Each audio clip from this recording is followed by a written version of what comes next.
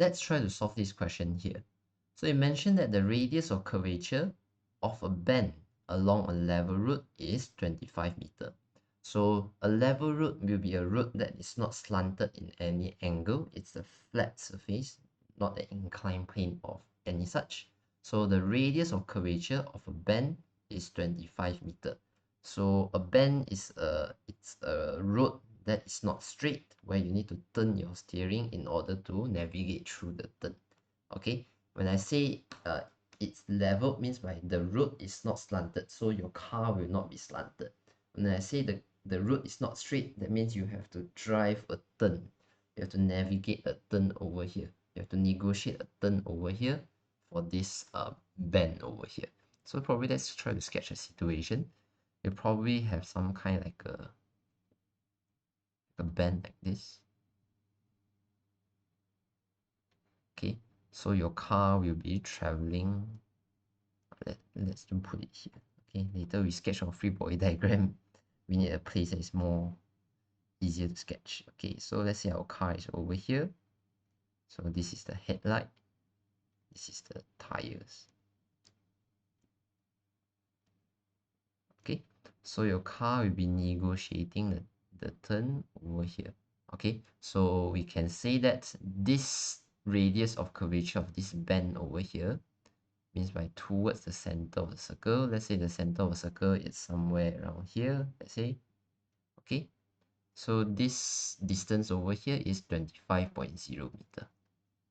Okay, you can think of it like a complete circle. Okay, forgive me for butchering the drawing.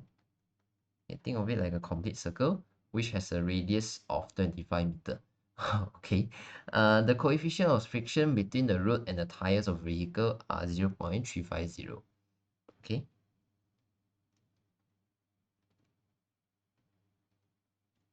okay, so now they ask you to calculate the maximum speed such that the vehicle can go around the bend safely.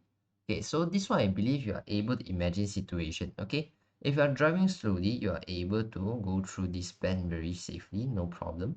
But if you are driving at a very high speed, what happens is you might skid along the road, then you get out from the road. You might skid and move in a straight line away from the road, and that's where accidents happen. Okay, you can see in like what do you call it, in Formula One, maybe in Formula One, especially the Singapore Grand Prix that drive in City Road, you can see that there's a lot of like what do you call it, understeering happens. Then after that the car will go straight out from the track, and this is where you drive over the maximum speed and this will occur.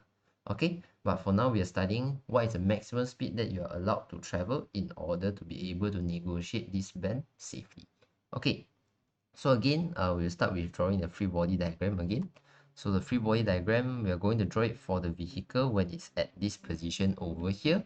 So this axis over here will be, okay, I'm just labeling this. You're not not required to label this, but this is the road surface. Okay, the x-axis will be the road surface. Okay, then this will be your sky, this will be your ground. Okay, just to make sure you know what am I sketching. Okay, so you are sketching it for the car while looking at it from the back. Okay, so this is the boat and this is your light. Okay, car plate.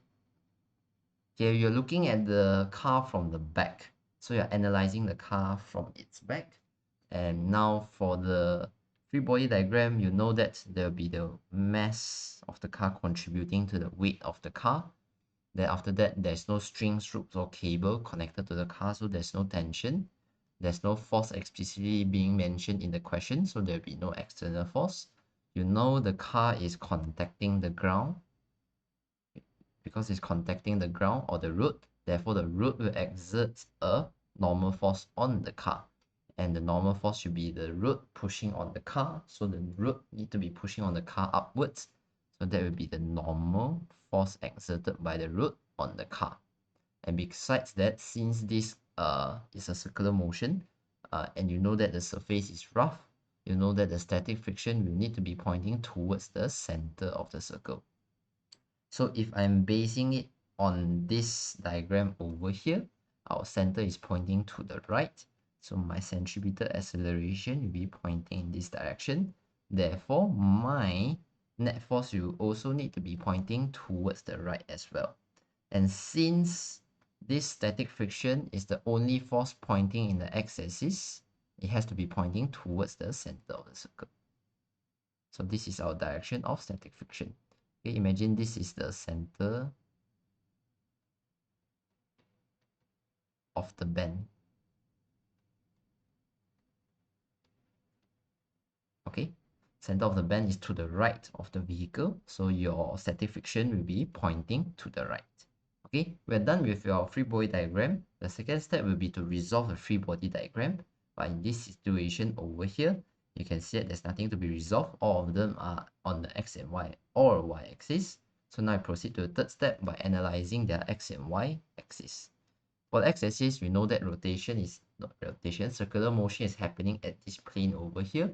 Therefore, for the x-axis, it is not in equilibrium because there's rotation, there's need to be centripetal acceleration for a circular motion to occur.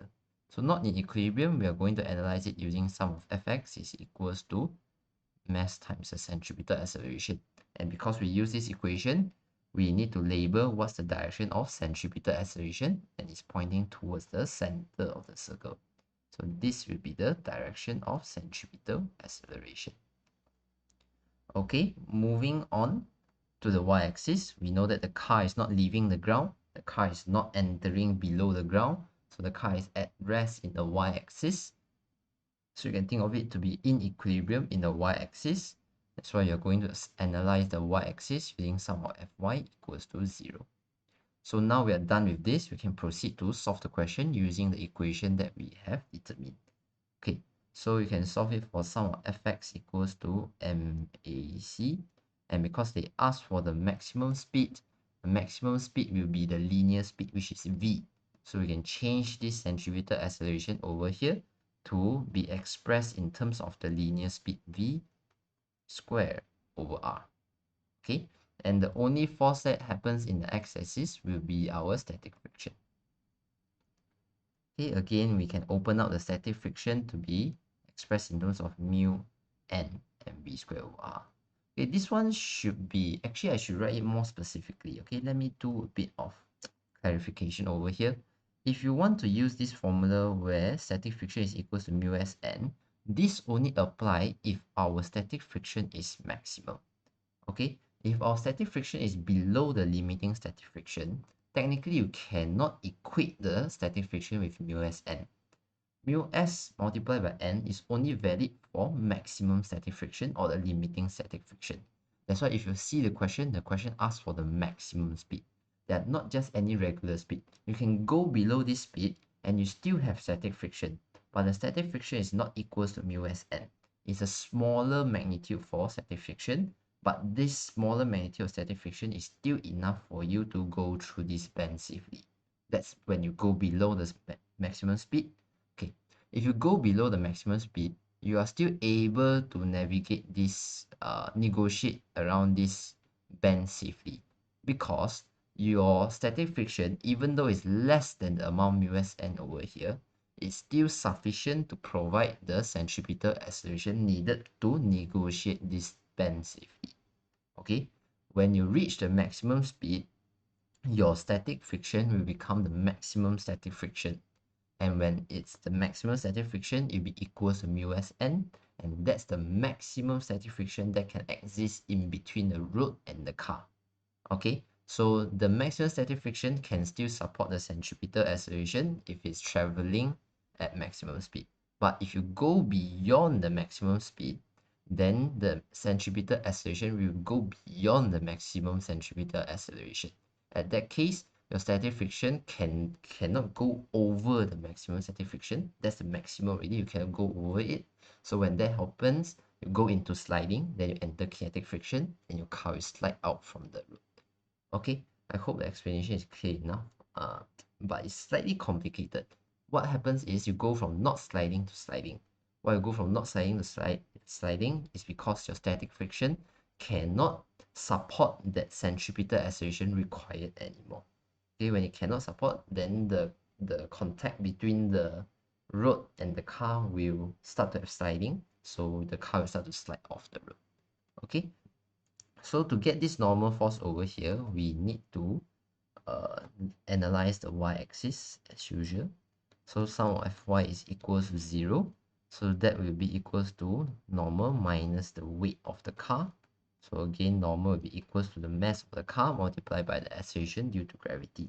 So now we replace the normal with mg. So this will be mv squared over r on the other side. You can cross out the m over here. Again, they ask for the maximum speed. So that is v. So you bring all the other stuff to the other side. So you have your coefficient of static friction multiplied by the radius multiplied by the acceleration due to gravity, and you get v squared. Of course, you can square root it. US RG. So now if you do your substitution, that will be 0.350 multiplied by the radius of the bend, which is 25 meter, multiplied by the acceleration due to gravity, which is 9.81. Okay, so if you substitute everything in, I believe you get an answer of 9.26 meter per second. Okay, so if your car travels below the speed 9.26 meter per second, what happens is you are able to negotiate distance safely. You are able to drive through this bend safely. Why?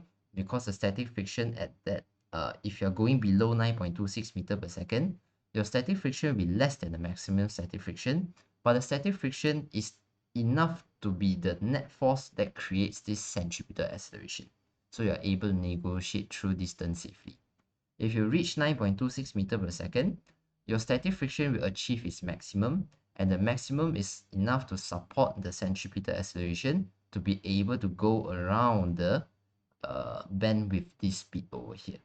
And if you drive above this 9.26 meter per second, your static friction has already achieved its maximum earlier already. So because it has already achieved its maximum static friction, but you are still not able to support the centripetal acceleration, then what happens is you go into sliding, and your car will start to slide across the road, sliding out from the bend. So that's where accidents will start to occur.